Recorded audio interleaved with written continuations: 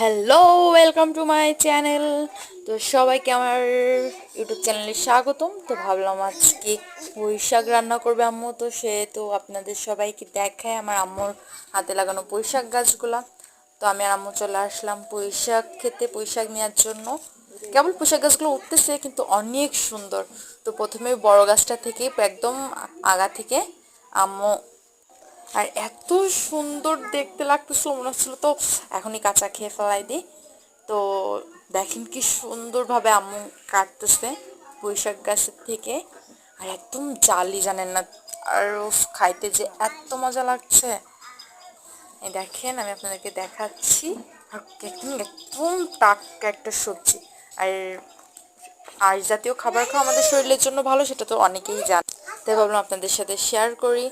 এখানে অবশ্য ছোট ছোট গাছ আরও হয়েছে, সেগুলো আম্মু কেটে কেটে দিচ্ছিল।